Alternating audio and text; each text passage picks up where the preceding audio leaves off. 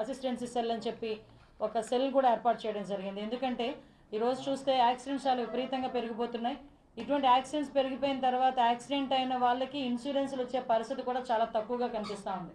ఎందుకంటే వాళ్ళకి own certificates ఇవ్వటం కానీ, ఆ డాక్టర్ దగ్గర నుంచి సర్టిఫికేట్స్ రావటం కానీ లేట్ అవ్వటం, అదేవిధంగా వాళ్ళు కోర్టుల చుట్టూ తిరిగే పరిస్థితి, వాళ్ళకి ఎలాగ ఇన్సూరెన్స్ అమౌంట్ తీసుకొచ్చుకోవాలో కూడా తెలియక చనిపోయిన తర్వాత చాలా రోజుల వరకు కూడా ఇన్సూరెన్స్ డబ్బులు కూడా రాక చాలామంది ఇబ్బందులు పడి వాటిని వదిలేసుకునే సందర్భాలు కూడా మనం చాలా చాలా చూసాం. అటువంటి పరిస్థితుల్లో ఈరోజు ఇన్సూరెన్స్ల పరిస్థితి చూసుకుంటే చాలా తక్కువ మందికి ఇన్సూరెన్స్లు వచ్చినాయి. నాకు ఇందాక మన సిపి గారు కూడా ఒక నాకు లిస్ట్ అవుట్ చేసి ఇచ్చారు. ఓవరాల్గా చూడాలంటే దగ్గర మనకి ఒక యావరేజ్ను ఒక 500 కేసెస్ నమోదైనాయి అనుకోండి.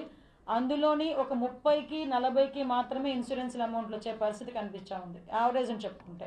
అంటే అలాంటి బేస్ తీసుకొని ఈరోజు ప్రత్యేకంగా